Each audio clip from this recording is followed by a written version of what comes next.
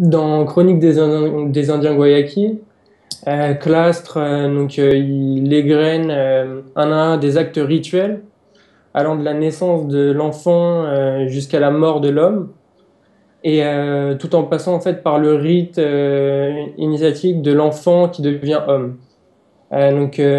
Chaque moment de la vie ou fait du quotidien est quelque part associé à une légende ou à un mythe.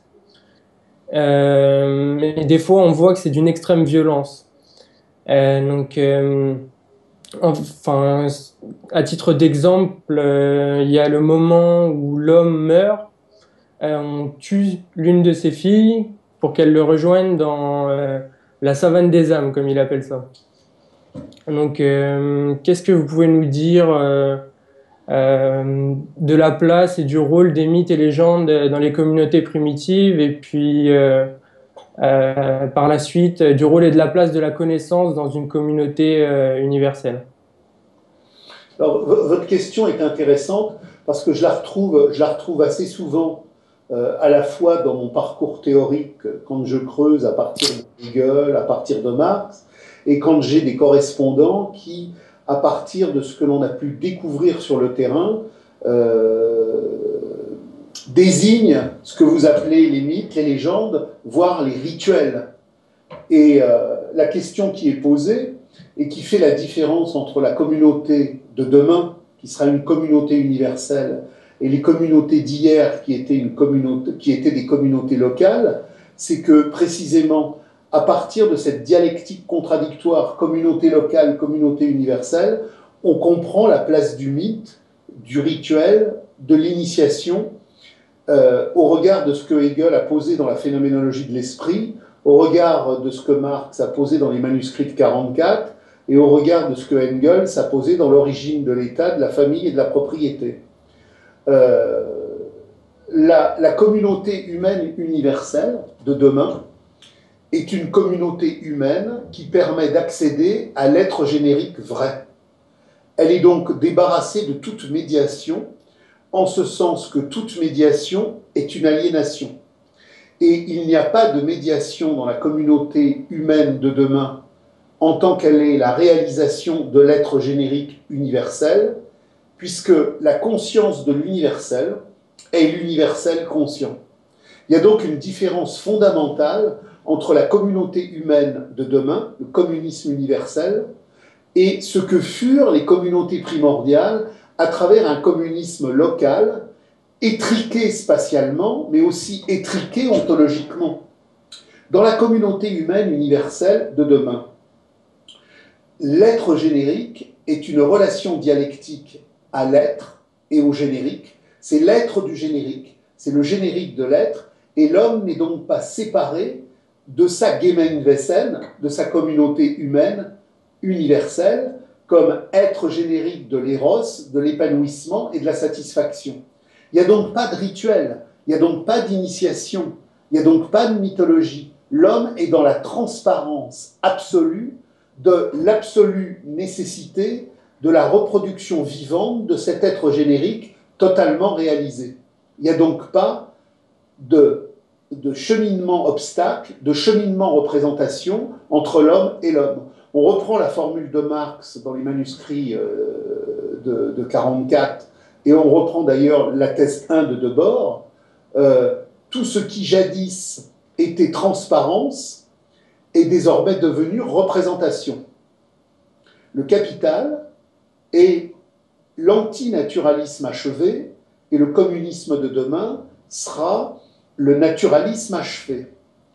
Le communisme de demain, qui sera le naturalisme achevé, est le monde de la transparence absolue. Les communautés primordiales sont des mondes de transparence relative, parce qu'il n'y a pas l'universel. La communauté Sioux est un être générique qui, dans sa puissance de manifestation, s'arrête à la communauté Sioux. Les Guayakis ont une puissance qui réalise l'être générique dans le localisme spatial et ontologique de la communauté Guayaki. On a la même chose pour les aborigènes, on a la même chose pour la Papouasie-Nouvelle-Guinée, et donc, ce qui fonde le communisme primordial, c'est qu'il est local. C'est donc qu'il bute sur quelque chose qui fait que l'étendue de l'universelle réalisation de l'être n'est pas en manifestation de réalisation possible.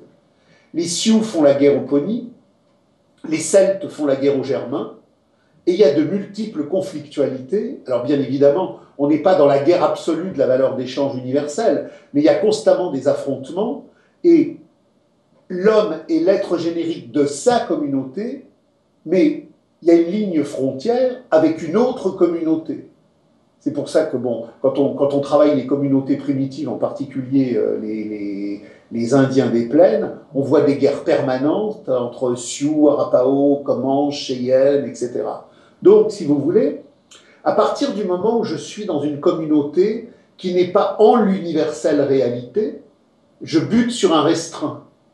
Il faut revenir à Hegel qui pose la problématique de l'angoisse, de l'angustia, à la fois en termes individuels et en termes collectifs. L'angustia, c'est le restreindre. Et Hegel, dans la phénoménologie de l'esprit, pose la question de l'angoisse dans le cadre d'une communauté où l'homme n'est pas dans l'universalité de lui-même. À partir du moment où l'homme n'est pas dans l'universalité de lui-même, puisqu'il bute sur le restreindre de sa communauté, il y a une angoisse de l'au-delà du cercle de la communauté.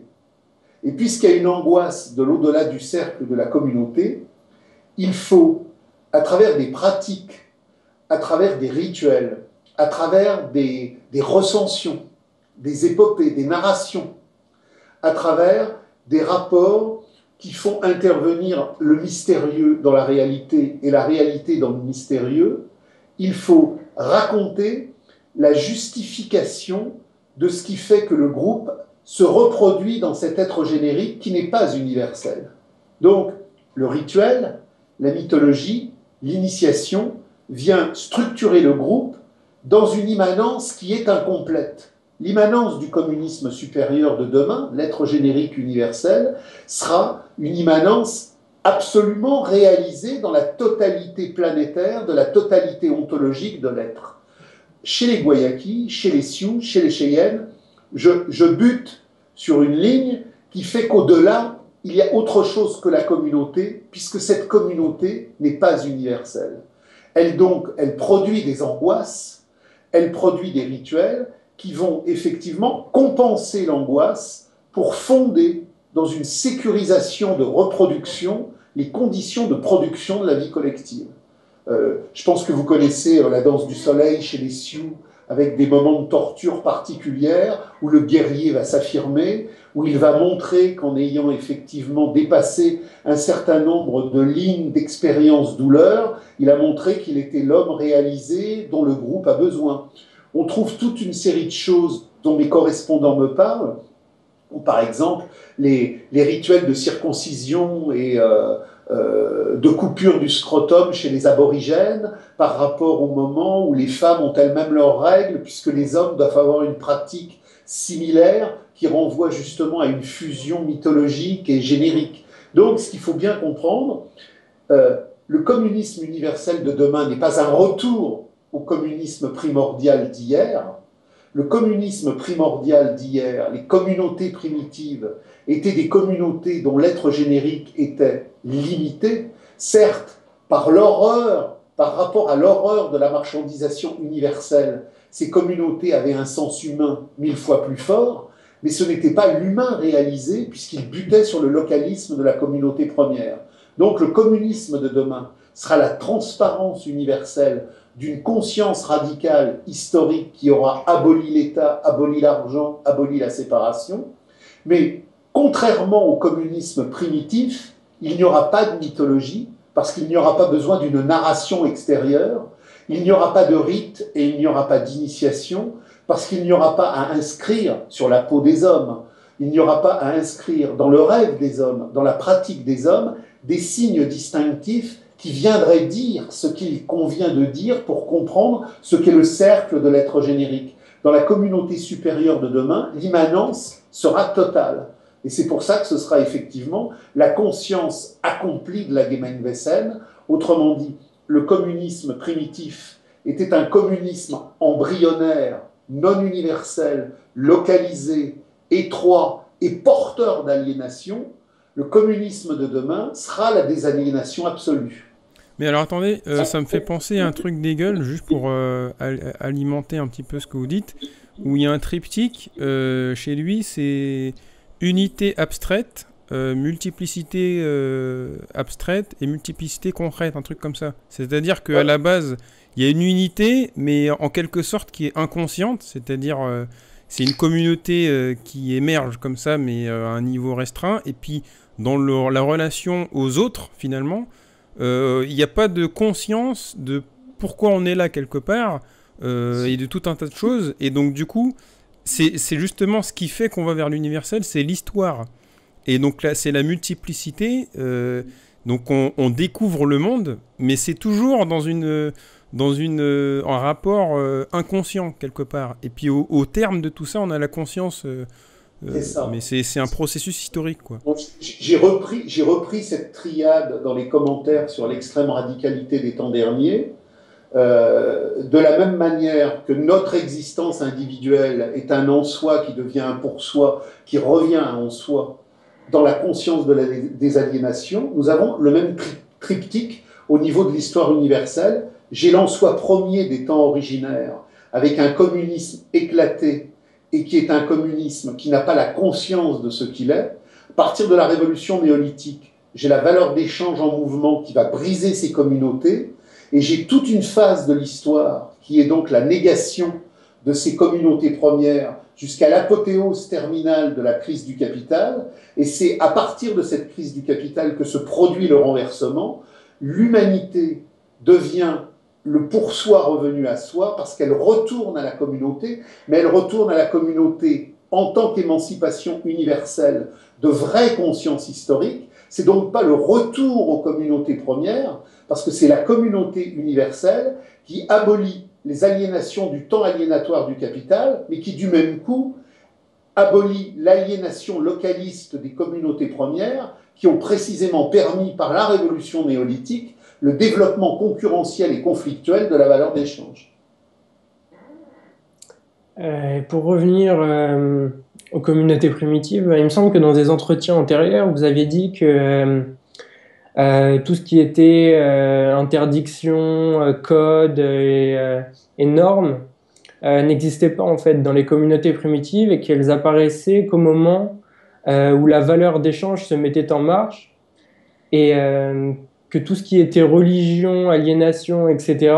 n'existait pas non plus. Mais justement, ce que vous venez de dire juste avant et ce que dit aussi, parce que nous raconte Clastres, c'est qu'il y a des interdictions alimentaires, il y a aussi des séparations entre hommes et femmes où l'homme n'a pas le droit de tenir le panier de la femme sous peine d'être malchanceux à la chasse. En fait, ce qu'on voit, c'est que ça existait déjà dans les communautés primitives, certaines aliénations et séparations, non?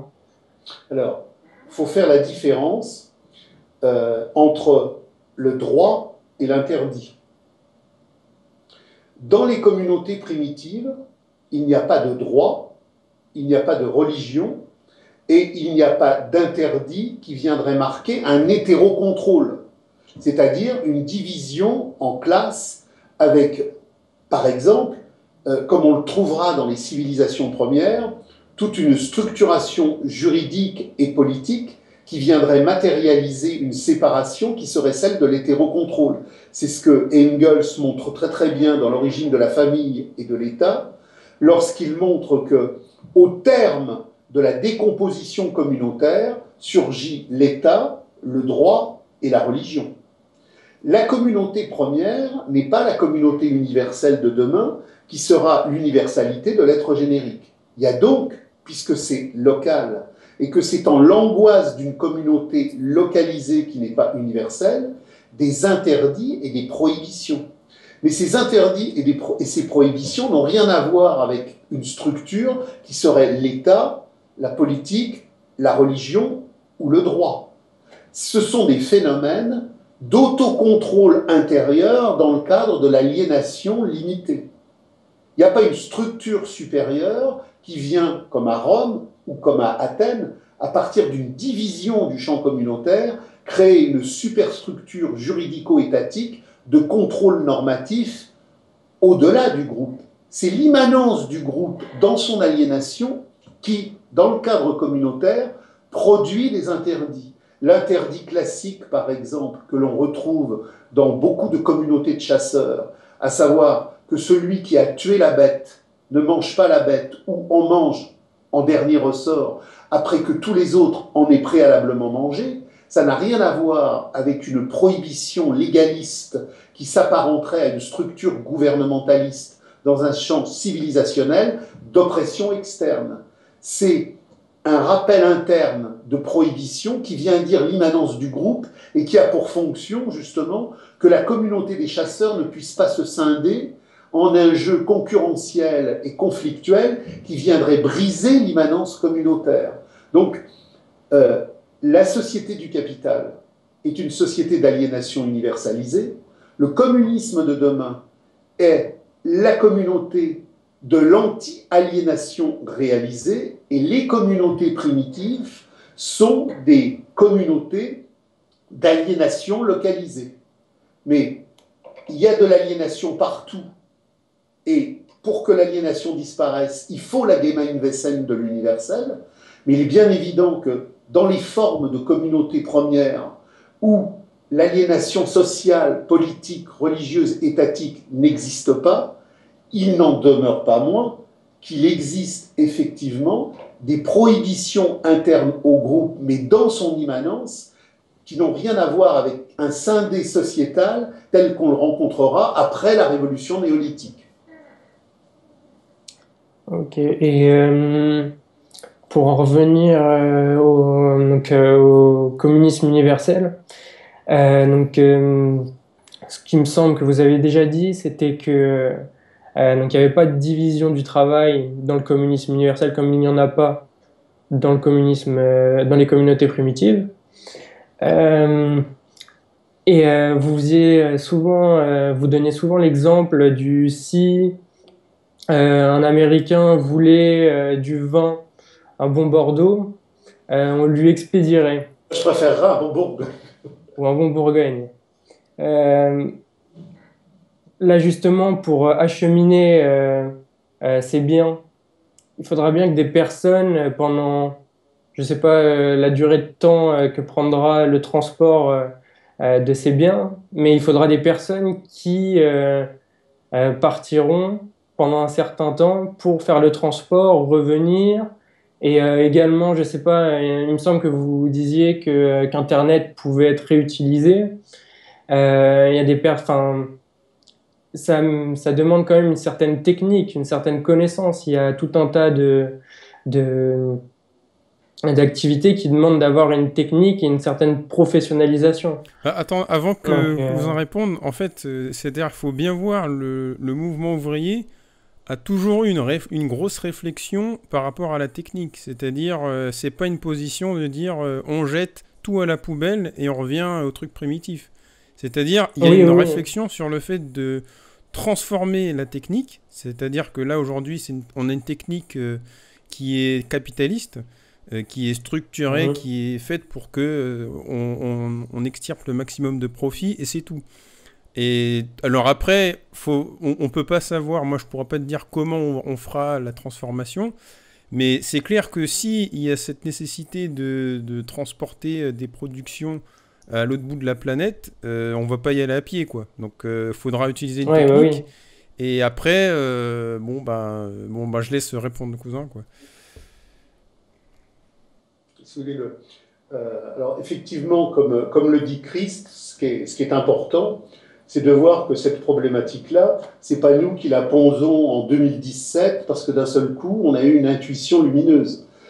Toute l'histoire du mouvement prolétarien révolutionnaire pour l'abolition de la condition prolétarienne a posé ces questions-là dès l'origine, puisque ces questions-là sont posées déjà par Marx dans l'idéologie allemande en 1846 et dans la critique du programme de Gotha en 1875. Mais bien après Marx, à travers Rosa Luxembourg, à travers Gorter, à travers Pankow, à travers les groupes allemands communistes de conseil, ou à travers les groupes radicaux issus du mouvement bordiguiste, comme on a pu le rencontrer avec Bilan, ou même dans les années 60, avec des groupes comme Socialisme ou Barbarie ou Pouvoir ouvrier. Cette question-là, elle a été résolue, mais elle a été résolue dans une problématique qui n'est pas une exposition de détails, qui n'est pas une problématique de planification, de conjoncture et d'événements simplement factuels. Pourquoi ? Parce que la problématique essentielle de la Révolution, elle ne se positionne pas parce que dans une vision statique de division du travail, je rappelle qu'on abolit le travail et donc toutes les divisions, il n'y a pas un catéchisme ou un plan organisationnel, il n'y a pas des prospectus comme quand on ouvre un meuble à construire, on reçoit le meuble, il y a 2-3 outils, et puis on a un mode d'emploi qui nous dit comment faire le lit, comment faire l'armoire qu'on vient de recevoir.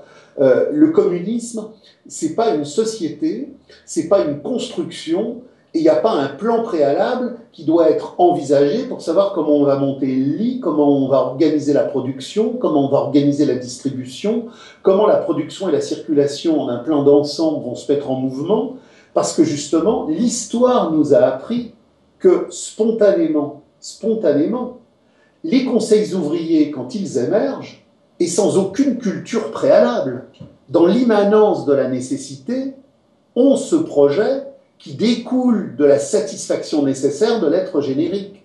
Quand en 1956, et j'ai fait volontairement le choix de le publier dans les commentaires sur l'extrême radicalité des temps derniers, les conseils ouvriers de Budapest font leur proclamation insurrectionnelle contre le capitalisme d'État oriental et contre le capitalisme privé occidental. Ils définissent en 12 ou 15 points la ligne d'horizon de la radicalité subversive, mais pour le reste, c'est la spontanéité organisationnelle dans les campagnes et dans les villes qui met en marche la production, qui met en marche la distribution, qui met en marche les principes qui font que ça s'organise, et ça se fait dans la réalité expérimentale du quotidien subversif, sans qu'il y ait eu un besoin technique de prévoir un ensemble de synthèses techniques pour expliquer comment ça va se faire. Et on a la même chose en 1936-37 en Espagne sur une largeur beaucoup plus étendue. On a Barcelone, on a les campagnes. Comment allons-nous produire dans les villes? Comment allons-nous produire dans les campagnes tout en cassant cette division? Puisque l'argent est aboli et qu'il n'y a pas de marché, comment la bouteille de vin qui est là va se mettre en relation avec du pain qui est là? Il y a donc des coopératives de production et de distribution, et c'est dans l'élan subversif, sans aucune préparation antérieure, parce qu'il n'y a pas à éduquer les gens pour qu'ils comprennent ce qu'ils vont faire, que spontanément, tout ce mécanisme se met en marche. Et donc, pour répondre à votre question, quand effectivement la Gemeinwesen universelle va être mise en mouvement, la Gemeinwesen universelle, elle n'aura pas moins de capacité qu'en a le capital aujourd'hui, elle aura autant de capacité, sinon plus, simplement tout ce qui circule, tout ce qui se produit, tout ce qui se distribue aura lieu sur la base des besoins humains eux-mêmes. Donc il y aura des bateaux, il y aura des avions, il y aura des hélicoptères, il y aura des camions, et tout ça sera en fonctionnalité par rapport à l'être générique. Ce qui aujourd'hui circule pourra circuler, mais ce ne sera plus des valeurs d'échange circulatoires, ce seront effectivement des productions humaines en relation avec le besoin humain. Ok. Sur un élément que vous avez dit tout à l'heure qui était très important, sur les hommes et les femmes dans les communautés primitives. Oui, oui. Les hommes et les femmes dans les communautés primitives, il n'y a pas de division du travail, parce qu'il n'y a pas de travail. La logique du panier et la logique de la lance, ce sont des complémentarités dialectiques, historiques, génériques et amoureuses. Il faut bien comprendre que dans une communauté primitive, la femme allait jusqu'à 3 ans, voire plus. Ça veut donc dire que la femme, qui est l'arc central lumineux de la reproduction du groupe, est encensé pour son activité panier. Ce n'est pas une activité résiduelle qui découlerait d'une hégémonie des hommes sur les femmes. Il s'avère que la femme, très souvent, on le voit chez les Indiens, la femme a un enfant en le ventre, elle a un enfant sur le dos, et elle a parfois un enfant qu'elle allaite. Il est donc impossible, dans la longue durée de l'extériorisation du groupe, que la femme, en cette situation, puisse, armée d'un arc ou armée d'une lance, aller chasser le pacochère. Il s'est donc créé, non pas une division du travail, mais une harmonie complémentaire des fonctions pour que l'homme soit à la lance ou à l'arc et que la femme soit au panier ou au jardin. Mais c'est absolument pas vécu dans le groupe comme quelque chose de diminuant pour l'un et de valorisant pour l'autre. Ce sont des complémentarités dialectiques. Et quand il existe quelque part des prohibitions sur la flèche, des prohibitions sur le panier, elles ne viennent pas marquer qu'on est dans un processus de déshumanisation, elles viennent marquer qu'on est dans un processus où l'être générique étant précisément localisé à cette communauté, il a dû, par des rituels, sanctifier cette réalité biologique nécessaire. Et d'ailleurs, ça me fait penser que finalement, il n'y a pas de division du travail. Et en plus, les femmes, par exemple, on prend les Bushmen, les femmes peuvent très bien aller chasser, et les hommes peuvent très bien, des fois, rester là, rien faire. Mais c'est-à-dire que c'est dans un souci pratique que les uns sont plus souvent dans un domaine et les autres dans un autre domaine. Et par exemple, il y a beaucoup de réflexions sur le fait que au départ, l'homme il chasse avec, je sais pas, des outils avec la main, quoi, avec une massue ou des trucs comme ça. Et il y a beaucoup de réflexions qui disent que finalement, c'est peut-être les femmes qui ont inventé le concept d'arc, parce que finalement, en fait, c'est un concept moins violent. C'est-à-dire, on chasse à distance. Donc, pour elles, en tout cas, c'est plus simple de le faire avec un arc, et l'homme, il a le truc à la main, quoi. Étant entendu qu'en plus, les communautés primitives de la primordialité de l'être générique localisé ne sont pas toutes interchangeables et équivalentes. Comme le dit Hegel et comme le reprend Marx, il y a un développement mondial des forces productives de l'histoire qui fait que chaque groupe représente un seuil caractéristique de l'évolution générale, et si effectivement la femme Bushman a des possibilités de toucher à l'arc alors que la femme Guayaki ne les a pas, ça découle justement d'une logique universelle qui se caractérise dans des espaces spécifiques où les contradictions évoluent de manière particulière.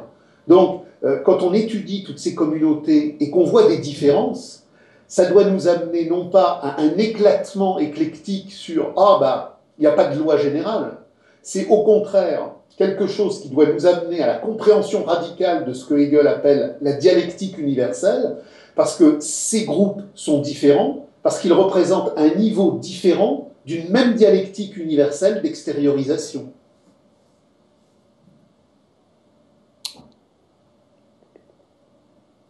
Donc, bon, vous avez bien répondu hein, pour l'instant. J'espère avoir si ça m'aide, puis ça me donne des sources pour, notamment sur les coopératives, etc. Pour, enfin tout ce qui est mouvement de spontanéité, pour ce qui viendra demain. Parce que si vous voulez, je reprends le mot spontanéité dont vous parlez, là, il est important.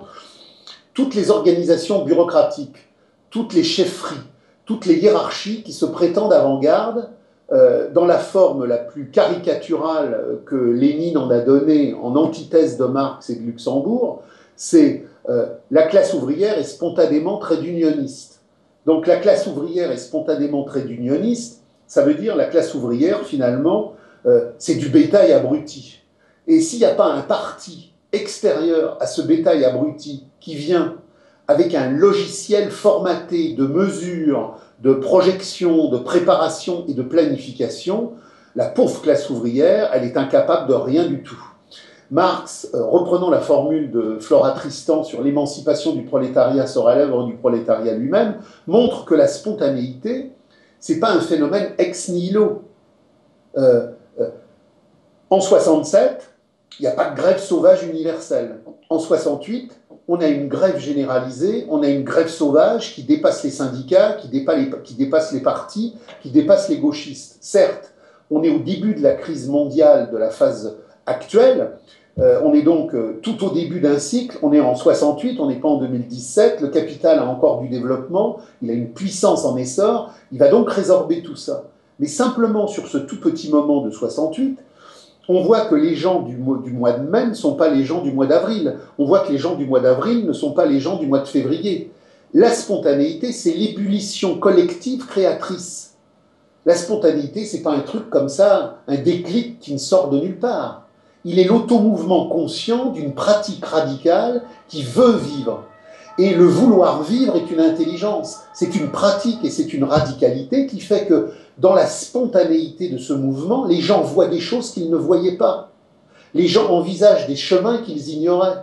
Donc l'auto-organisation des conseils ouvriers dans la grève sauvage, qui met ensuite les coopératives de production, les coopératives de distribution, qui les fédèrent, qui les organisent dans un centralisme organique mondial, c'est un truc qui n'est pas comme ça posé et qui serait une recette. C'est l'immanence en mouvement de la satisfaction humaine qui trouve à chaque besoin une réponse. On va passer à mon autre questionnement sur... en fait, si je pouvais avoir un éclaircissement sur la question de la conscience, de l'esprit et de la matière. Il me semble que Marx dit dans le Capital que le mouvement de la pensée n'est que le reflet du mouvement réel transporté et transposé dans le cerveau de l'homme. Ce qu'on voit aujourd'hui, c'est qu'il y a des théories suite aux nombreux cas d'expériences de mort imminente qui nous laissent à penser que la conscience humaine ne pourrait pas être réduite seulement à la matière et que la réalité pourrait se situer au-delà. On n'en est pas sûr parce qu'il y a des chercheurs qui pensent aussi que ce seraient des mécanismes neurobiologiques qui seraient à l'origine de ce phénomène. Est-ce que, à travers la pensée que vous nous transmettez, vous pouvez nous dire s'il n'y a que matière, que esprit, s'il y a un dualisme, la relation Mais entre déjà, les est-ce que deux? vous savez ce que c'est une expérience de mort imminente? Oui. Votre question est intéressante parce qu'elle porte quelque part à répondre à toutes les mystifications qui sont construites sur ce qui serait la position défendue par Marx. Marx est à l'opposé radical de la conception qui voudrait qu'il y ait le sujet, l'objet, la pensée, la matière. Ça, c'est le bolchevisme. Et il y a un bouquin absolument nécessaire à lire, c'est le Lénine philosophe de Thornton Pankow, qui justement montre que c'est une pensée qui est à des années-lumière de celle de Marx. Ça, c'est la pensée des lumières bourgeoises de la marchandise qui sera repris par le bolchevisme, qui précisément n'a aucune compréhension dialectique de la relation historique. J'engage les auditeurs à lire l'idéologie allemande de Karl Marx et de Friedrich Engels, et surtout les thèses sur Feuerbach. Marx récuse totalement la vision que vous avez défendue, et qui est celle de la philosophie des Lumières bourgeoises. Toute la mise en mouvement de la valeur d'échange, de la raison marchande, a consisté à faire de l'homme un otage du système des objets matériels. La pensée ne serait rien d'autre qu'un reflet des circulations des objets matériels. Marx dit exactement l'inverse en disant que la pensée est le reflet de la pratique sociale qui lie les sujets aux objets et les pensées à la matérialité historique. Dans les thèses sur Feuerbach, il montre bien que le problème, ce n'est pas le sujet et l'objet, parce que dans l'histoire, il n'y a pas de sujet et il n'y a pas d'objet. Dans l'histoire, il y a la dialectique historique des forces productives qui fait que l'homme produit l'homme et reproduit les conditions historiques qui vont permettre la reproduction de l'espèce. Mais il n'y a pas de sujet, il n'y a pas d'objet, il n'y a que des pratiques historiques qui définissent des sujets et qui définissent des objets. L'objet n'existe pas, le sujet n'existe pas. C'est la pratique historique qui fait que des sujets peuvent penser et que des objets peuvent être conçus et venir influencer la vie pratique des hommes. Mais tout est pratique sociale. Et il reprend cette terminologie-là en montrant, en critiquant Feuerbach, qui est quelque part le dernier îlot de la raison marchande des Lumières, de la valeur d'échange en mouvement, et il dit que cette pensée-là, dans la mesure où elle est matérialiste, elle ne comprend rien à l'histoire, et que cette pensée-là, dans la mesure où elle est historique, elle ne comprend rien à la matérialité. La matérialité est historique, c'est une pratique sociale, il n'y a pas d'objet inerte. Donc, Marx fait voler en éclats toute l'imposture des Lumières marchandes sur cette dichotomie dualiste, le sujet et l'objet. Il montre que ce sont deux fétiches aliénatoires qui sont sans réalité historique et qui sont justement les vecteurs de la reproduction aliénatoire du temps de l'oppression, du temps de la domestication et du temps de l'illusion. Et en faisant péter ça, il dit « L'homme n'est rien d'autre que la pratique historique de son automouvement pratique de réalisation historique qui, dans le cadre du développement des forces productives de l'histoire, produit l'aliénation et l'anti-aliénation. » Pourquoi le bouquin de Panckok est décisif? Parce que le bouquin de Panckok va nous montrer que dans un bouquin absolument lamentable, Matérialisme et empiriocriticisme, Lénine a repris toute cette dichotomie sujet-objet que Marx avait fait voler en éclats, mais que Marx avait fait voler en éclats dans la compréhension de l'automouvement historique qui aboutit à la révolution sociale contre l'État et contre l'argent. Alors que le bolchevisme va, en négation complète de Marx, instaurer le capitalisme d'État soviétique, et ce capitalisme d'État, il reprend la même dichotomie sujet-objet, puisque le sujet, c'est le parti, et l'objet, c'est la classe ouvrière. Le sujet, le parti bolchevique, l'objet, la classe ouvrière ne peut rien faire. C'est une masse, c'est un objet. C'est le parti qui va l'attirer.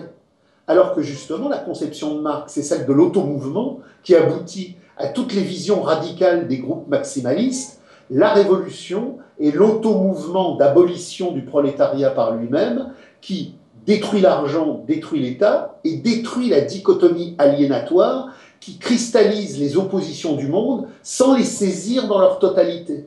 Et ce qui est très très intéressant, c'est qu'on aboutira à la théorie de la relativité telle qu'elle a été positionnée par Poincaré et repompée par Einstein, mais on a déjà dans le bouquin de Panckok, à travers l'analyse de ce qui va produire Mach, Averanius, puis les théories de Planck, etc., la compréhension qu'il y a déjà une compréhension de la théorie de la relativité dans le texte de Marx qui fait voler en éclats le vieux matérialisme borné, bourgeois, du statisme aliénatoire. Rien n'existe en soi. Il n'y a pas d'objet. Il n'y a pas de sujet. Il y a une pratique sociale historique qui situe les objets, qui situe les sujets. Autrement dit, l'automouvement de l'histoire dans la dialectique des forces productives produit des pratiques sociales qui, à partir de là, produisent des sujets et produisent des objets. Alors en fait, pour compléter un petit peu, je pense aussi, le terme de matérialisme, en fait, il permet pas vraiment de comprendre ce que Marx il apporte par rapport à avant, parce que en fait, quand on regarde dans les manuscrits de 1844, Marx, en fait, il insiste beaucoup en fait sur le naturalisme. Et en fait, c'est intéressant parce que finalement, on pourrait se dire, il y a d'un côté le spiritualisme, tout ce qui est un peu mystique, et puis après il y a Marx qui est en mode matérialiste, les faits, tout ça. Et en fait, lui, il quelque part, on pourrait dire, il fait une synthèse, mais c'est mieux, j'ai envie de dire, c'est-à-dire le truc dont tu parles, les expériences de mort imminente, bon, c'est-à-dire, moi, par exemple, j'ai vu un documentaire sur le sujet, mais si tu veux, ou deux, il y en a eu deux qui sont sortis, c'est pas un truc où quand tu vois ça, tu remets en cause tout ce qui est en termes de pratiques sociales, tout ce qui est en termes de mode de production. C'est-à-dire tout ça fait partie d'un même naturalisme, si tu veux. Et en plus, c'est quelque chose qui concerne le monde des morts. Donc quelque part, on s'en fout, j'ai envie de dire. Nous, on s'en fout de ce qui se passe après.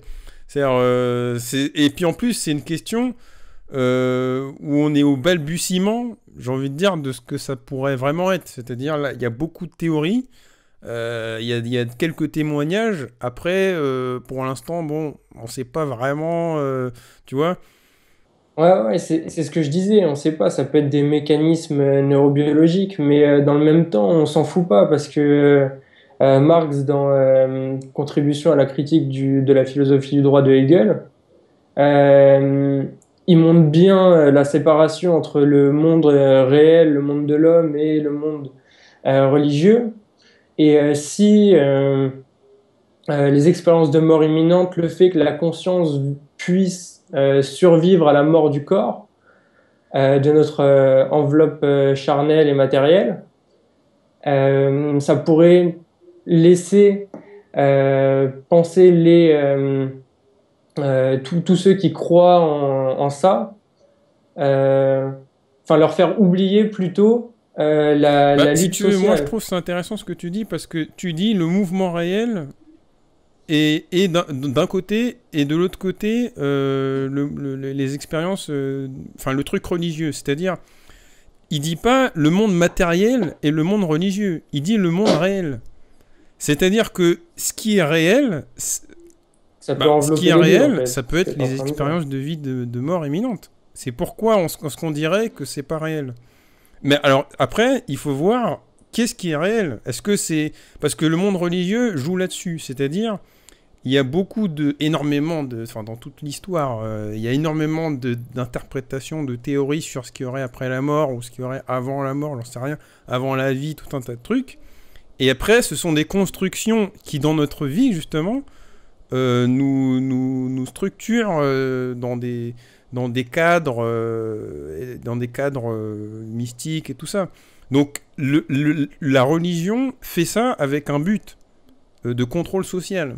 Donc nous, on s'en fout du contrôle social. Nous, ce qui nous intéresse, c'est le mouvement réel. Donc on a ce phénomène des expériences de mort imminente. Alors, bon, moi, si tu veux, je vois pas ça comme quelque chose qui va entraver la théorie du mouvement réel. C'est-à-dire, c'est quelque chose, bon, j'attends de voir. Et puis le jour où on aura des vrais faits, ou je sais pas, comment dire, une vraie compréhension de ces trucs-là, parce que pour l'instant, on voit ces trucs-là, mais on a plus de questions que de réponses, si tu veux. Oui, mais enfin, juste pour revenir à ce que je disais juste avant, si justement il s'avère que ça existe, qu'il y a quelque chose après la mort et que, enfin, t'as vu ce qui est dit par rapport à ça, c'est que c'est un bonheur immédiat et permanent. C'est ce qu'ils n'ont jamais ressenti sur Terre, en fait. Alors à quoi bon se battre dans une lutte des classes et souffrir dans le réel, enfin dans le monde matériel plutôt, si on peut, Ouais, mais si on mon peut gars, vivre t'as envie de vivre quand un même. bonheur T'as envie dans de le vivre monde des quand morts, même. en fait. Bah oui, mais il y en a Non, aussi mais qui n'ont pas déjà, il y envie a un de truc, souffrir il y a un truc dans qui est le monde universel. matériel Il et y a un truc qui est qui universel, c'est pourraient... la mort. On va tous crever. Donc, ce truc des morts imminentes, l'expérience de mort imminente, on va tous y aller, j'ai envie de dire. Donc, on s'en fout. Enfin, je veux dire, on va tous accéder à ce bonheur hypothétique. Mais bon, après, on sait pas vraiment. Mais même si il y a enfin, tous ces témoignages disent quelque chose de vrai, bah, on ira tous dans ce bonheur, je sais pas, après la mort. Donc, c'est pas un Mais problème, ça. alors à quoi bon le bonheur Bah, ici-bas mon s'il gars, est immédiat c'est pendant que t'es encore là-haut? en train de vivre là, t'as envie de vivre heureux, tu Oui, vois? non, mais oui, évidemment, mais déjà, on ne sait pas si il y a un après, on n'en est pas sûr, mais je parlais plus dans le cas où ça existerait réellement. Là, s'il vous plaît, ce que vous dites est intéressant parce que ça montre bien, quelque part, pour comprendre un phénomène, il faut voir d'où il vient. Tous ces phénomènes-là sont aujourd'hui catalogués, organisés est classé documentairement par des gens qui sont aux antipodes du vrai jouir et de la volonté insurrectionnelle. Vous avez, entre guillemets, toute une série de gens qui sont dans l'errance malheureuse. Et quand on est dans l'errance malheureuse, c'est ce que Hegel nous a appris, on a besoin de médication, on a besoin de refuge. Donc vous avez des périmystiques, des paramystiques, vous avez des mystiques annexes, vous avez des mystiques connexes, vous avez plein de gens qui errent sur les chemins de la consolation et de la compensation. Le problème, c'est pas de savoir s'il y a quelque chose éventuellement après. Ce dont on est sûr, c'est qu'il y a déjà quelque chose avant. Donc, la problématique qui est intéressante, c'est de voir que toute une série de gens qui sont en démission totale devant ce qu'il y a avant partent dans l'après. Donc, je peux partir dans le yoga transfrontière, je peux partir dans le bouddhisme zen, dans le chamanisme sibérien. Si vous voulez, j'ai plein de choses. Et il y a aujourd'hui une multitude de gens qui butent sur leur existence et qui, d'un phénomène purement neurologique, qui n'inventent rien, les présocratiques savaient, et ils n'avaient pas eu besoin d'enclencher une longue errance analytique sur le concept de mort imminente, que ce phénomène-là existe. Mais comme dit Chris, on s'en fout, ça n'a aucune portée historique. Et la science aujourd'hui ne découvre rien. Que ce soit les phénomènes dits de mort imminente ou les neutrons et les protons, Démocrite et Épicure avaient déjà perspective claire du monde atomistique. On ne découvre rien de nouveau aujourd'hui, simplement dans la société du fétichisme de la marchandise et du spectacle de l'angoisse, on crée constamment des nouveaux produits pour que les gens, dans une inquiétude dont ils n'arrivent pas à historiciser la cause, puissent avoir effectivement des compensations où ils vont pouvoir déléguer et restructurer ça. Donc, la problématique essentielle, elle n'est pas de savoir si on va, avec des appareils spécifiques, aller toujours plus loin dans l'atome, si avec des phénomènes d'hypnose, de parahypnose, ou avec des IRM encore plus sophistiqués, on va découvrir des horizons nouveaux derrière la mort, d'après la mort, derrière l'après la mort. Tout ça, c'est extrêmement périphérique. La question centrale, c'est celle d'aujourd'hui. Est-ce que je me tiens debout comme un homme d'insurrection, ou est-ce que je me tiens à quatre pattes comme un homme de soumission? Le reste, on verra après, mais c'est absolument pas décisif. Le décisif, c'est aujourd'hui, dans ma vie d'homme, est-ce que je vais rencontrer une femme merveilleuse? Est-ce que dans ma vie de femme, je vais rencontrer un homme merveilleux? Est-ce que je vais avoir une expérience érotique? Est-ce que je vais avoir une véritable expérience historique? Est-ce que je vais donner à ma vie un destin, une destination, une sensualité, une signification? Et comme aujourd'hui, on est dans un monde qui nous interdit la signification, on nous crée des spectacles de diversion sur une multitude de sujets qui sont complètement inoffensifs, mais qui vont permettre aux gens qui ne creusent pas, qui n'avancent pas, qui ne cherchent pas, de s'asseoir et de se dire « Oh ben finalement, il y a ça qui est beaucoup plus intéressant que la vie ». Donc si vous voulez, ça me fait penser à un moment dans le documentaire, finalement, tu as des gens qui parlent à des... Je sais pas, t'as une mère qui parle à son enfant qui est mort ou je sais pas quoi. Mais ça change rien, c'est-à-dire c'est quelqu'un qui va se réfugier dans « je parle avec mon enfant mort », c'est-à-dire elle n'a pas du tout un rapport différent à nous dans le monde de la misère sociale, c'est-à-dire au lieu de passer à autre chose, ton gamin il est mort et puis bon tu vis ta vie, on est dans un... C'est-à-dire elle va essayer de parler à son enfant dans le processus mis en place par le spécialiste, comme quelqu'un il va jouer à sa PS4 parce qu'il s'emmerde dans sa vie, tu vois. C'est un refuge. Donc au final, même si on apprend que ce truc-là est vrai, les gens dans leur vie, ça change rien, tu vois. Je sais pas si tu vois ce que je veux dire. Non, si. Parce que moi, perso, si je peux parler, je sais pas, à un membre de ma famille qui est mort il y a longtemps et tout, je te dis, il y a rien de bon qui va sortir. Hein. C'est complètement... Ah, peut-être pour vous, mais moi, dans ma famille, il y a des gens avec qui j'aimerais bien parler quand même. Non, mais si vous voulez, le problème, à la limite, oui, ben on peut, mais c'est pas ça notre essentialité historique. Et ce qu'il faut comprendre, c'est l'industrialisation de masse des productions idéologiques, du paranormal, du périnormal, du surréel, du pararéel, de toutes ces recherches sur le cerveau qui font qu'aujourd'hui, on est en train d'asphyxier le cerveau historique et érotique des hommes pour effectivement les emmener dans des voies de garage où justement il y a un autre cerveau qui lui est sans danger, qui est celui des mondes intérieurs. Ok, et donc pour faire écho à ça, justement, on parlait au début de Schopenhauer. C'est justement en fait, enfin ça vient aussi de là. Donc lui, il voit le monde scindé en deux parties. Il y a le monde de la volonté et le monde de la représentation. Donc les auditeurs, ils pourront aller se renseigner là-dessus. Mais donc en gros, c'est surtout qu'il y a le monde matériel qui est raisonnable, on peut le comprendre, on peut comprendre ses mécanismes, mais il y a le monde aussi de la volonté qu'on ne peut pas voir, et celui-là est irrationnel. Et donc, comme exemple pour comprendre, il y a on sait comment la vie fonctionne, mais on ne sait pas pourquoi il y a de la vie.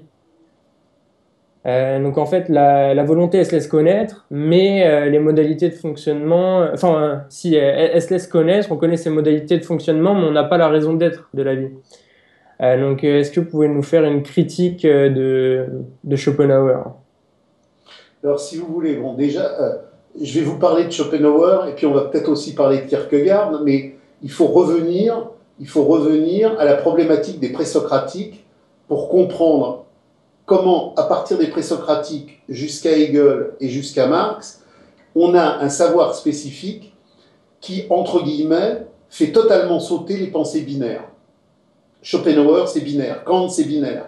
Nietzsche, c'est binaire. Tout le monde est binaire, sauf que le binaire, que l'on retrouvait tout à l'heure dans la problématique du sujet-objet, est une imposture, puisque justement, la problématique du binaire, c'est que les binaires ne se retrouvent pas, où ils se retrouvent dans une cristallisation incohérente, où ils se retrouvent dans une cristallisation immaîtrisable. Ce que Hegel nous a appris, c'est qu'il n'y a pas de binaire, il n'y a que du triadique. Il y a l'apparence, il y a l'essence et il y a le concept. Et c'est justement cette dialectique du concept, qui est un dialogue permanent d'aller et retour entre l'apparence et l'essence, qui permet de comprendre la vérité. Et là, c'est à partir de là qu'on brise la subjectivité narcissique de la création personnelle. Les présocratiques ont compris, et c'est leur œuvre essentielle, que la réalité objective est une totalité et que la vérité n'est pas dans le sujet regardant. La vérité est dans la matérialité historique de ce qui est regardé et qui vient se réfléchir en nous. C'est la fameuse formule de Marx. Les communistes n'ont rien inventé, ils n'ont rien découvert, ils ne font que rendre compte de l'expression réelle du mouvement réel lui-même. La pensée subversive, telle qu'elle est posée par Hegel, telle qu'elle est posée par Marx dans ce retour au présocratique, c'est que la vérité est dans l'être lui-même. Elle n'est pas dans le sujet qui regarde l'être. Proudhon, avec ses petites lunettes, il regarde le monde et il dit, voilà, je vais fonder le système mutualiste, je crée le fédéralisme proudhonien. Il a une marotte, il a une vision subjectiviste constructive et il crée un système. Marx dit, je ne crée aucun système, je rends compte de la lutte pratique et radicale des hommes subversifs, et le manifeste, le projet communiste, il est l'immanence de ce mouvement. Il n'est pas créé par un créateur à lunettes. Il est l'automouvement de l'histoire elle-même. Or, Schopenhauer, Kierkegaard, dans la grande désolation solipsiste du XIXe siècle, on retrouve Nietzsche, sont des cris narcissiques d'insupportabilité de ne pas être. Mais il n'y a aucune compréhension historique. Si je prends Nietzsche, si je prends Spinoza, si je prends Nietzsche, si je prends Schopenhauer et que je prends Kierkegaard, je n'ai aucune compréhension de l'histoire du début jusqu'à la fin. C'est d'ailleurs pour ça que finalement, il y a toujours une zone capitularde où on nous dit que c'est irrationnel, c'est inconnaissable, c'est hasardeux, on ne sait pas d'où ça vient, on ne sait pas d'où ça va. Il y a donc deux types de pensée. Il y a la pensée dialectique radicale qui comprend le tout de l'histoire mondiale et qui peut tout expliquer et qui peut tout analyser parce qu'elle a recueilli ce tout-là. et parce qu'elle n'est pas le produit d'une subjectivité interrogative. À partir du moment où je ne suis plus une subjectivité interrogative, mais que je suis dans le mouvement impersonnel de l'histoire et que je le recueille avec humilité, tout s'ouvre. C'est la conscience radicale du savoir absolu telle qu'elle est posée par Hegel et qui explique très bien pourquoi M. Schopenhauer, pourquoi M. Kierkegaard, pourquoi M. Nietzsche, dans leur angoisse infinie, dans leur solipsisme, dans leur folie, dans leur détresse, dans leur angoisse, ne pouvaient produire que le système constructiviste qu'ils ont produit et qui venait légitimer leur incapacité à saisir la rage et le mouvement de l'histoire. Donc, le monde n'est pas volonté ou représentation, il n'est pas grand rythme dionysien ou apollinien, il n'est pas catégorisation tendue de mon individualité existentialiste, bref, il n'est aucune des catégories nietzschéennes, schopenhaueriennes ou kierkegaardiennes, il est l'expression d'un automouvement absolu que Hegel a compris et que Marx a compris, parce qu'ils ont eu l'humilité de dire « c'est pas moi qui vais trouver la solution ». La solution, elle est dans l'automouvement historique du monde que je dois prendre comme matérialité dialectique réelle. Par contre, Nietzsche, Schopenhauer, Kierkegaard partent du jeu narcissique, alors sous des formes variées, sous des formes différenciées, mais ils aboutissent à un échec qui fait que, une fois qu'on referme le bouquin, il n'y a pas de projet, il n'y a pas d'histoire, il n'y a pas de devenir, il n'y a rien à faire. Donc, on est dans une gigantesque dynamique onaniste. Schopenhauer parle à Schopenhauer, Nietzsche parle à Nietzsche, Kierkegaard parle à Kierkegaard, mais par rapport à la réalité historique, il n'y a aucun devenir à assumer dans une exigence radicale de faire. Donc, ce qu'il faut bien comprendre, c'est cette opposition absolue qui fait que si je sors de Hegel ou si je sors de Marx, que ce soit dans les sciences les plus contemporaines ou dans les morales les plus anciennes, quel que soit mon mode de sortie, je quitte le terrain objectif du tout.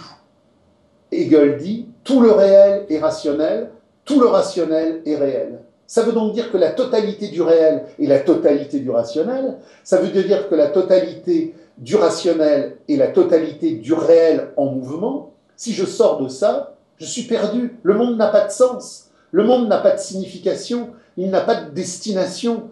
Il y a du hasard, il y a du bleu, il y a du rouge, il y a du gris, il pourrait y avoir eu ceci, il pourrait y avoir eu cela. Non, il y a un enclenchement dialectique déterministe.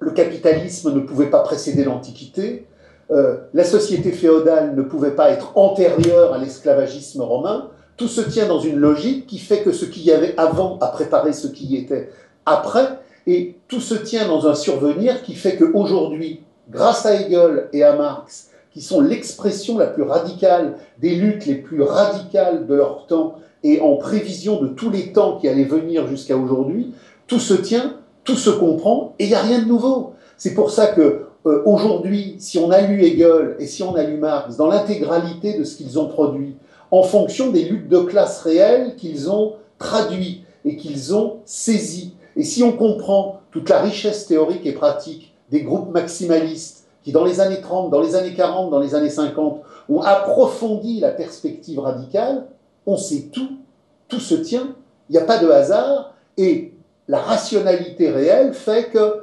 chaque moment de l'histoire mondiale est compréhensible, et chaque détresse individuelle est compréhensible, puisqu'elle est le reflet de cette histoire mondiale, que l'histoire mondiale a un sens, que c'est la crise terminale du capital, et que nos existences individuelles, c'est ce que je fais avec les patients que je reçois, chaque existence individuelle, dans ses questionnements, ses tiraillements et ses blessures, a la capacité radicale moi, ça me fait penser, de en fait, s'émanciper. ce que vous dites,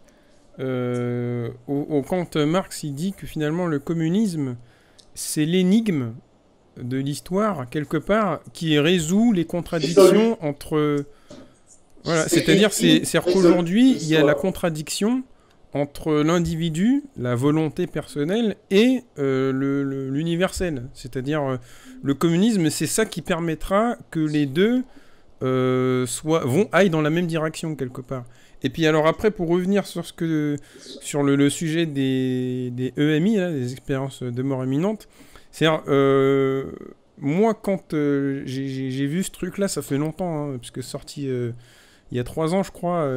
Et du coup, en fait, quand je suis tombé sur une phrase de Empédocle ou Parménide, je sais plus, ça, en fait, quelque part, ça m'a confirmé ce que j'ai vu dans le documentaire, mais d'une façon définitive, en quelque sorte. C'est-à-dire que j'ai la preuve ou pas un jour, c'est-à-dire je m'en fous parce que j'ai déjà la réponse dans les présocratiques, puisqu'ils te disent que ce qui existe aujourd'hui, c'est-à-dire un individu, il existe aujourd'hui. On voit, il a un corps, et on dit quand il sort du ventre de sa mère, il naît, et puis quand il meurt, comment dire, quand il meurt, son corps se décompose, on dit que c'est la mort, quoi.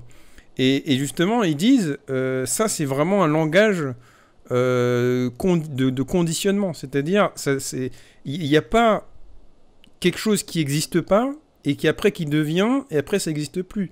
C'est-à-dire, tout ça est une même existence. C'est-à-dire, quelque part, il coupe la séparation entre vie et mort, puisqu'ils te disent qu'il y a une continuité.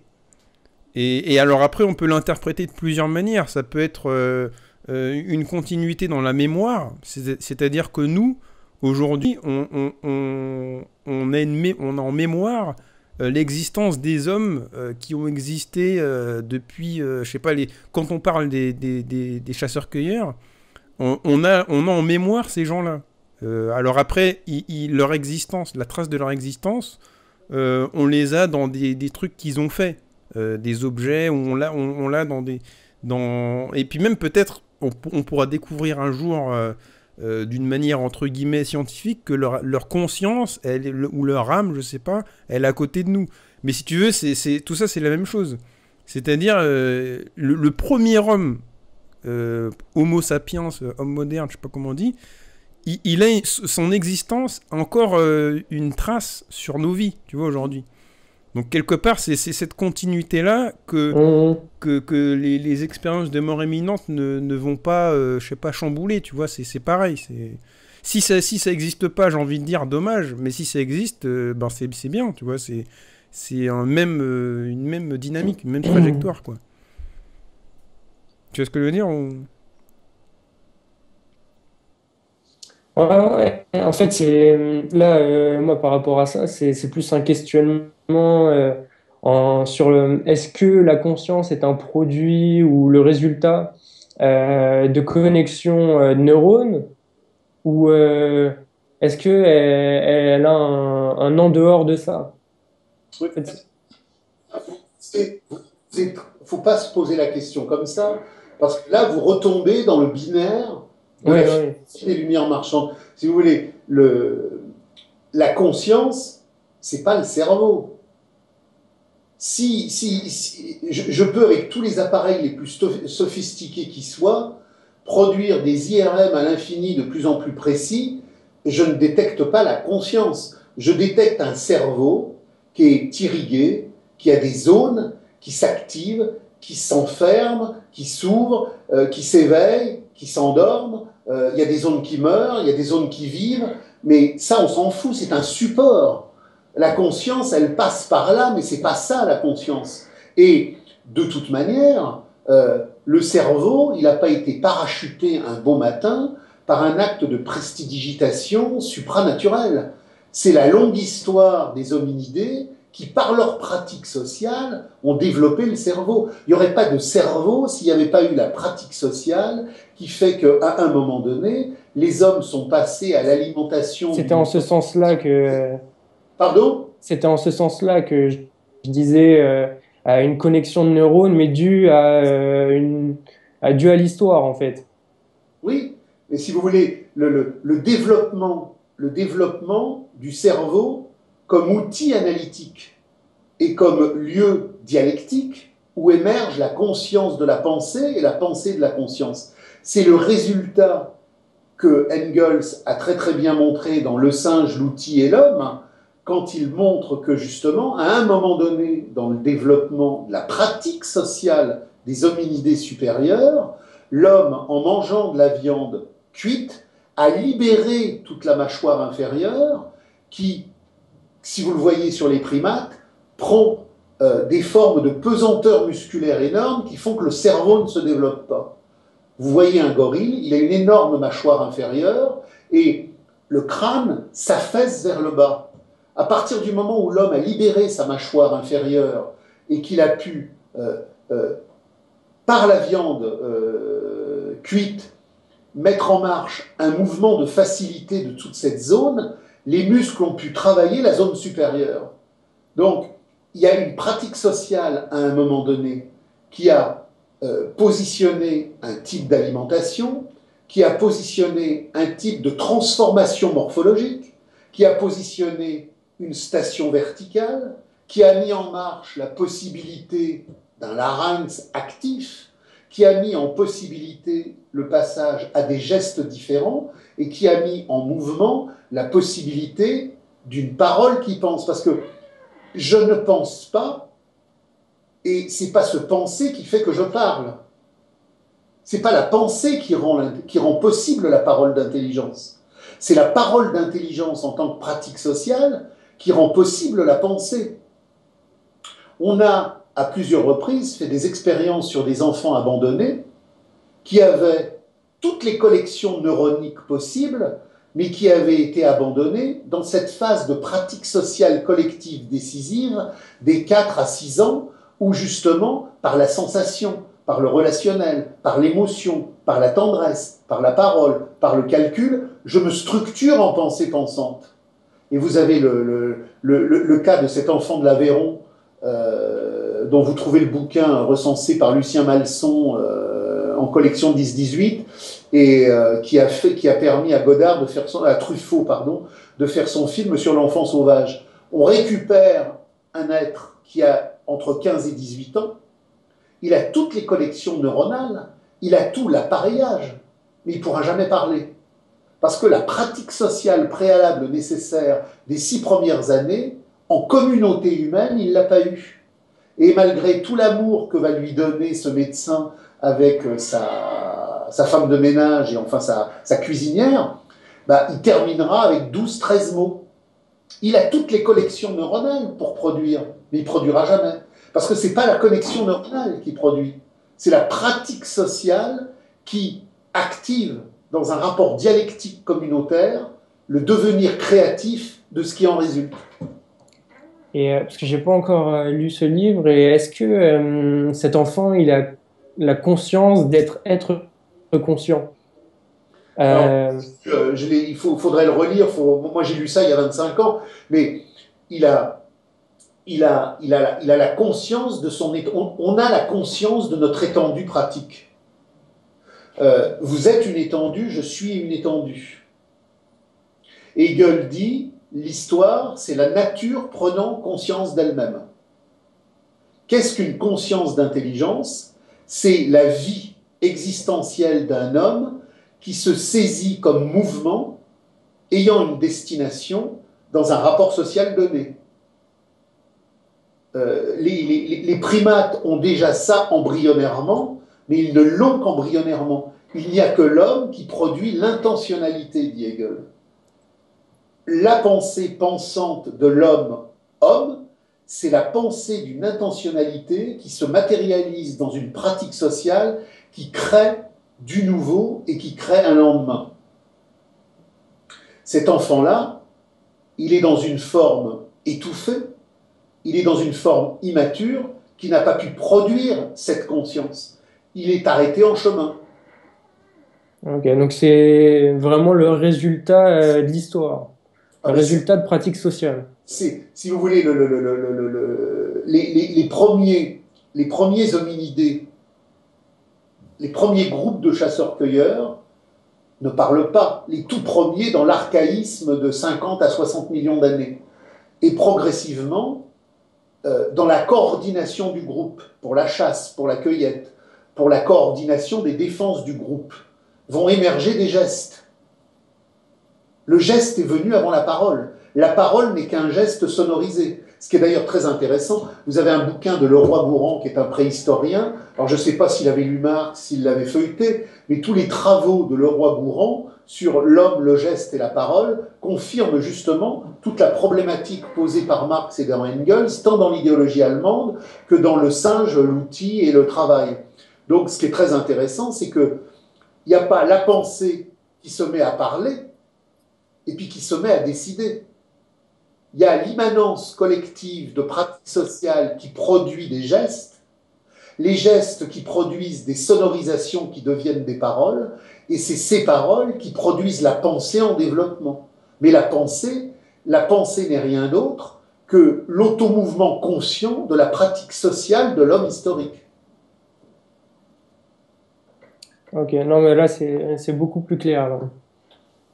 Parce que je suis en plein questionnement en fait sur la nature du réel, etc., etc. Et puis, comme vous avez la chance de ne pas connaître Internet, j'y vais un peu quand même, mais le moins possible.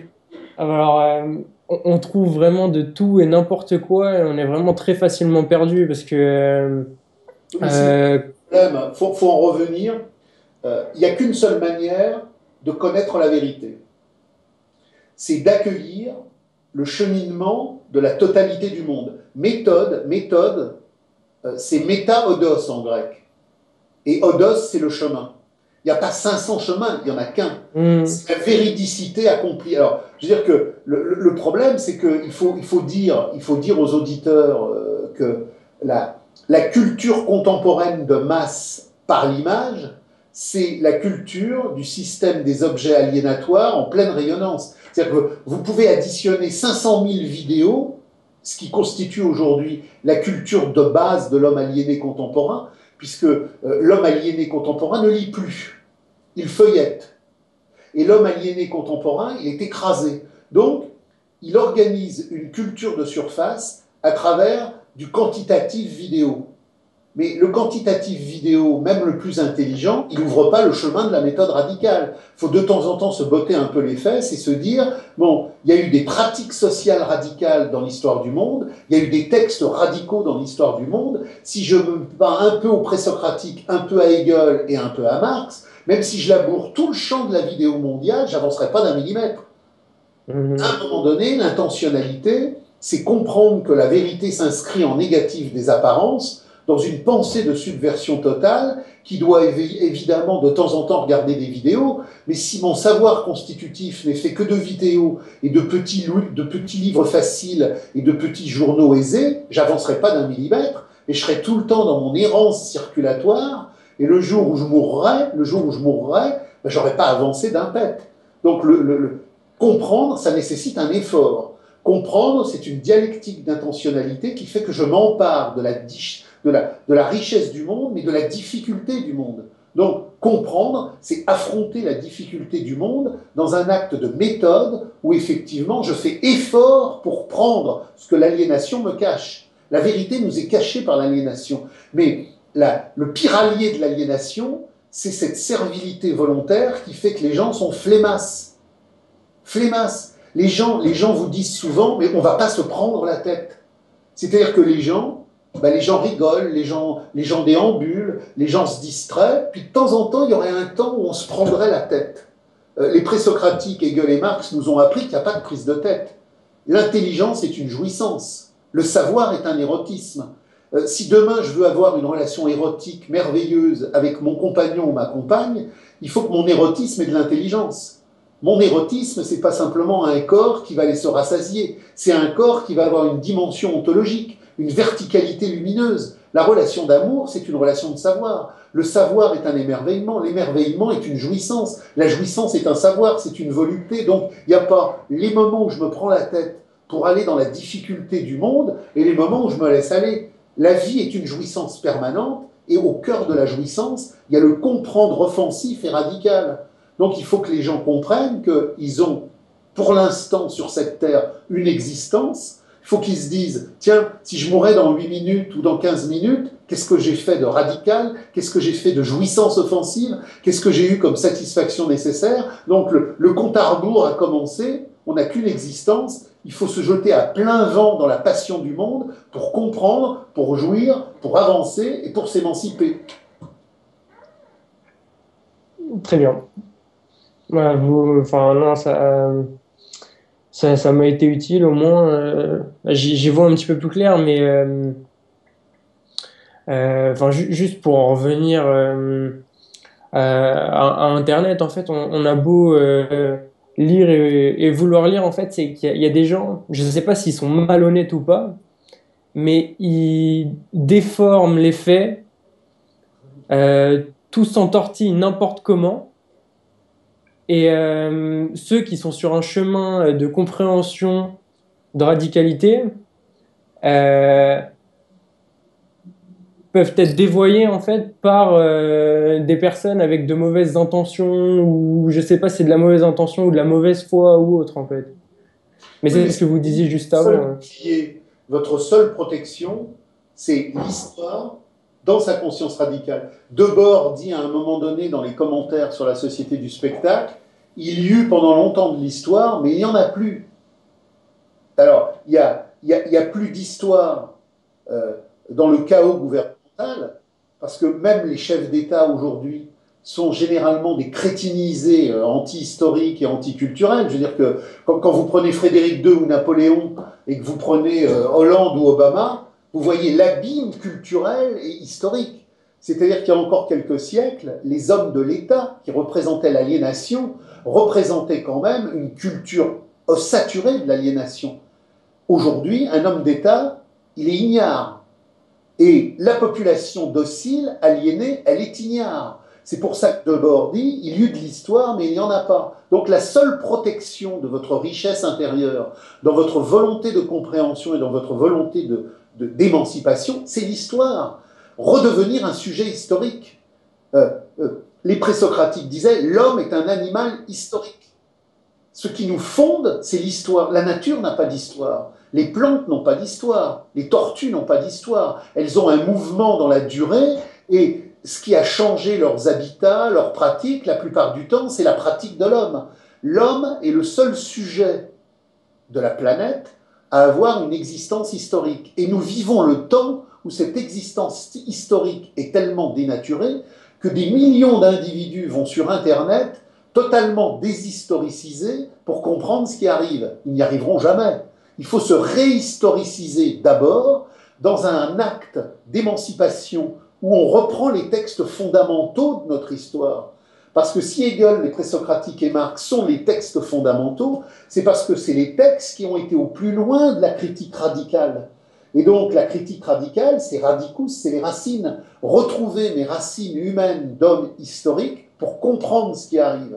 Et à partir du moment où je comprends ce qui arrive, à partir de cette saisie de mes racines historiques, je deviens totalement incontrôlable, totalement non manipulable, parce que j'ai l'axe historique de la compréhension, j'ai la certitude de la certitude dont parle Hegel, je comprends la totalité de ce qui a produit du néolithique jusqu'à aujourd'hui le développement des forces productives de l'aliénation, je comprends ce qu'est le Moyen-Âge, je comprends la féodalité, je comprends le despotisme asiatique, je comprends la Première Guerre mondiale, je comprends la Deuxième Guerre mondiale, non pas au sens où je deviens une gigantesque bibliothèque statique cérébrale, mais au sens où j'ai la compréhension charnelle de la grande ligne historique de production de l'histoire. Et à partir du moment où j'ai ça en moi, cette conscience érotique, cette conscience charnelle, cette conscience subversive, aucun pouvoir ne peut me faire plier sur un mensonge quel qu'il soit. Je ne suis plus dupe de rien. Donc, il faut s'armer théoriquement, et quand on est armé théoriquement, on peut être armé pratiquement.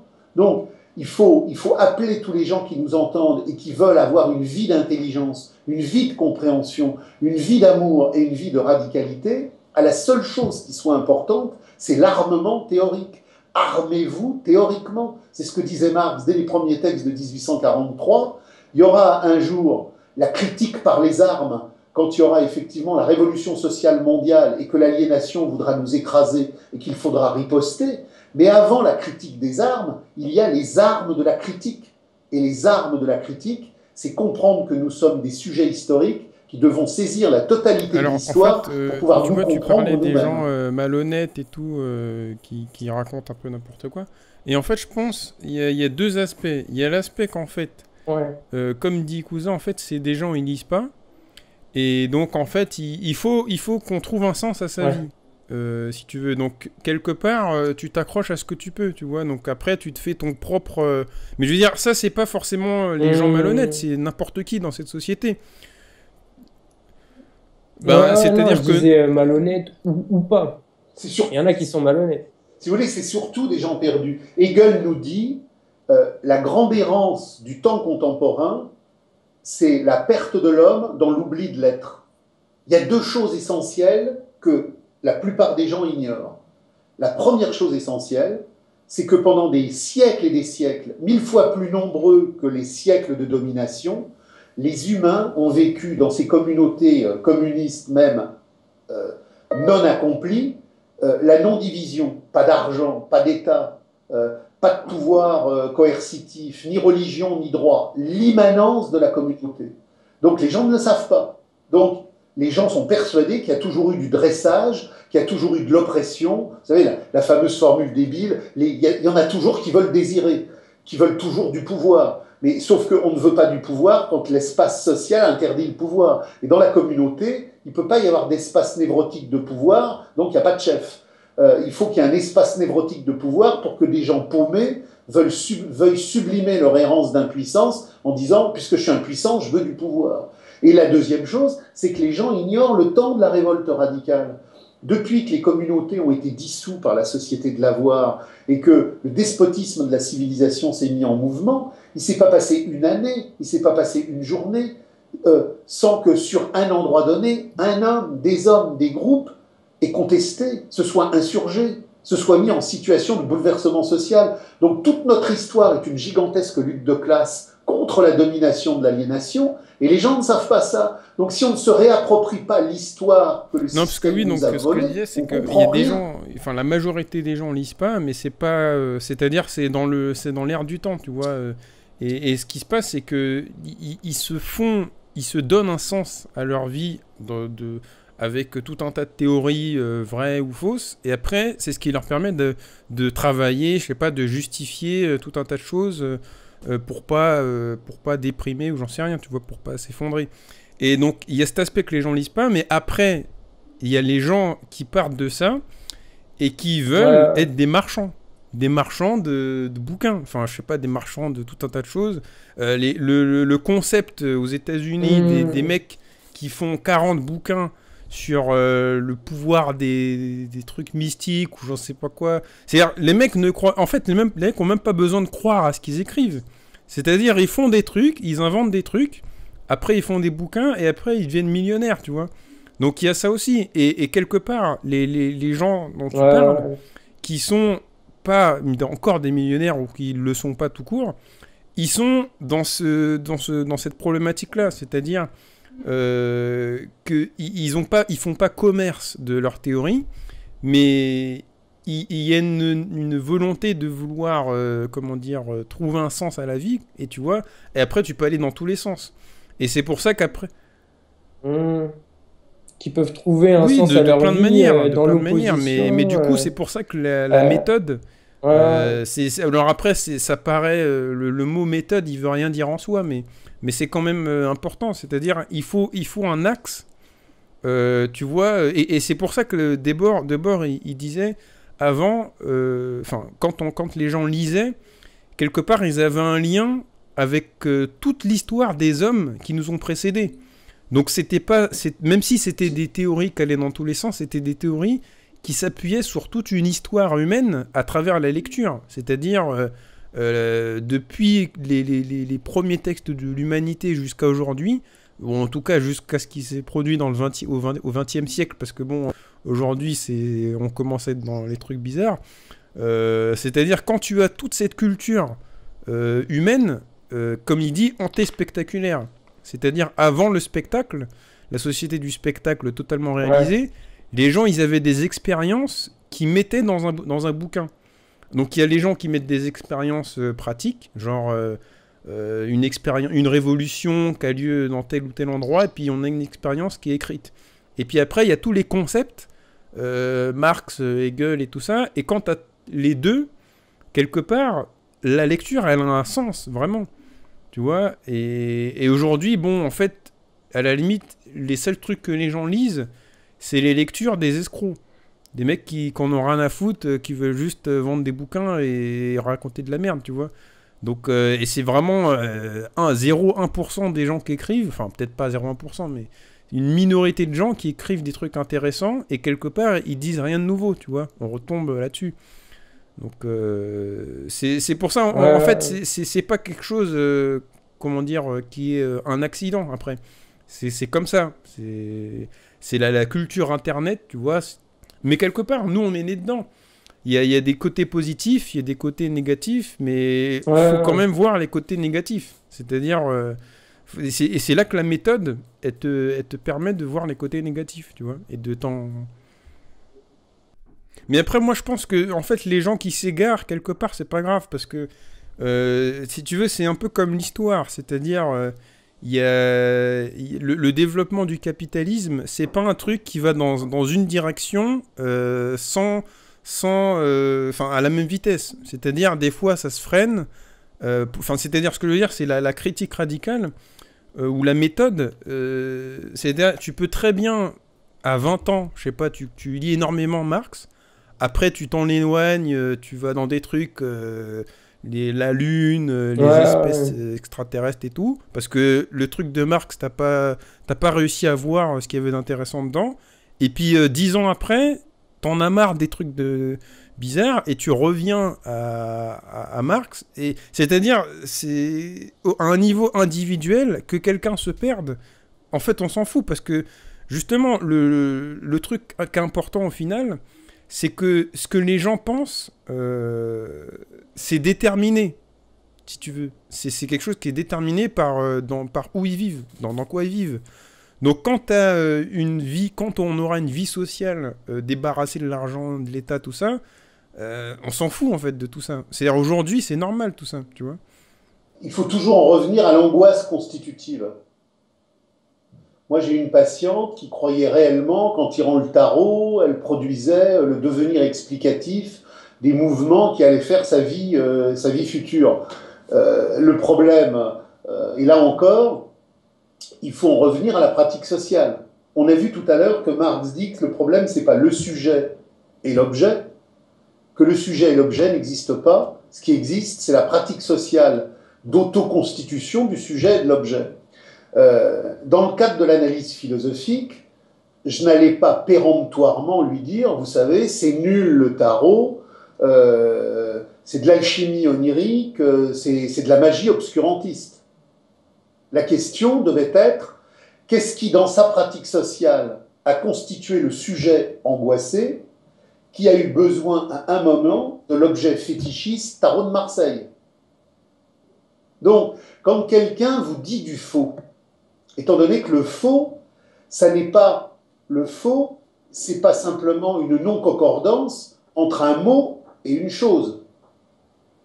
La vision classique du faux, c'est il n'y a pas d'adéquation entre le mot et la chose. Donc c'est faux. Je donne un mot, je l'applique à une chose, il n'y a pas concordance, c'est faux. Marx et Hegel font péter ce truc-là, en montrant que le vrai est une pratique sociale, le faux est une pratique sociale. Donc, poser la question du vrai ou poser la question du faux, c'est poser la question qui fait véridicité dans la relation dialectique qui lie le sujet à l'objet, dans l'histoire de leur constitution, qui fait implication réciproque. Donc la question qu'il fallait qu'on élucide dans l'analyse philosophique, c'était à partir de quel niveau d'angoisse un sujet historique qui est dépossédé de son histoire et qui n'a pas et la théorie et la pratique de réappropriation de son histoire va la déplacer dans un univers allégorique qui la dispense de creuser. Au lieu de comprendre que mon existence est une pratique sociale et que c'est moi qui fais mon advenir, parce qu'il y a effectivement un cheminement de pratiques, de rencontres qui font que je suis l'acteur de ma propre histoire. Le mode de production, c'est le mode de production de l'aliénation mondiale, mais chacun d'entre nous est la force productive de son existence dans la contradiction aliénation des aliénations. Donc la question, c'est pas de dire le tarot de Marseille, c'est faux. La question, c'est pourquoi mettez-vous votre vérité existentielle dans le tirage des cartes? Autrement dit, au lieu d'avoir une pratique historique, érotique, de conscience radicale qui fait que je m'empare de ma vie et je décide d'en être l'autodétermination, l'automouvement, je capitule dans une explication suprasensible qui fait que s'il m'arrive quelque chose, ça vient d'ailleurs et c'est d'ailleurs dissible dans les cartes. Donc le problème, ce n'est pas de démonter le mensonge des cartes, c'est d'arriver à un moment donné où cette personne se dit « mais oui, bien sûr, pourquoi ai-je besoin de ça ?» J'ai besoin de ça pour faire écran à mon errance, pour faire écran à mon inaptitude à être une vraie réalité historique. Donc, je démissionne, et puisque je démissionne, il faut que je trouve un substitut. Le substitut, c'est pas l'histoire qui fait l'histoire, c'est les cartes qui précisent l'histoire. Je vous dois la vérité, donc puisque je vous dois la vérité, je vous dois la secousse. Dire la vérité, c'est déchirer le voile qui fait écran et qui fait qu'on reproduit à l'infini le spectacle de l'aliénation. Pourquoi il faut aller à Marx? Pourquoi il faut aller à Hegel? Pourquoi il faut aller au présocratique? Parce que comprendre le monde, ce n'est pas additionner des états d'âme. Vous me dites, Bertrand Russell, il pense que la religion... Pourquoi à un moment donné, Heidegger a pu dire, en montrant à ses élèves le fragment de Parménide et en disant, si on comprend le fragment de Parménide jusqu'au bout de sa radicalité, toutes ces gigantesques bibliothèques sont d'une inutilité flagrante. Parce que Bertrand Russell, dans sa subjectivité, dans son état d'âme, il pense que ce n'est pas des dogmes et que c'est un état d'âme. Et sur quelle base? Sur quelle analyse historique? Et le gros problème aujourd'hui qu'on retrouve sur les forums, qu'on retrouve dans toutes les rencontres, c'est « moi je pense ». Selon moi, on voit tout le temps des rencontres où c'est « selon moi », à mon avis, je pense que, mais on s'en fout du « je pense que » ou du « selon moi ». Ce qui compte, c'est la réalité matricielle de l'histoire objective qui s'est développée et dont Hegel et Marx ont fait la synthèse parfaite, puisque à supposer que certaines personnes se mettent à lire Hegel et Marx au-delà de ce qu'on a raconté sur Hegel et Marx, ils verront que ce ne sont pas des auteurs du XIXe siècle, mais qu'ils ont prévu jusqu'à la plus haute précision toute la cybernétique du capital contemporain. Il y a tout dans Hegel et dans Marx. Donc, si vous voulez, qu'est-ce qu'une religion? Une religion, c'est bien évidemment un relié aliénatoire qui, après que les communautés sacrales de l'immanence première se soient dissoutes, il a été nécessaire de les relier par un appareillage idéologique qui justifiait, par un ordre supranaturel, l'ordre naturel. Donc, une religion, c'est précisément un dogme, même si les gens peuvent avoir aussi des états d'âme. Mais Russell pense ça. Bon, après, je peux ouvrir un bouquin de Kropotkin. Kropotkin pense ça. Après, j'ouvre un bouquin de Proudhon. Proudhon pense ça.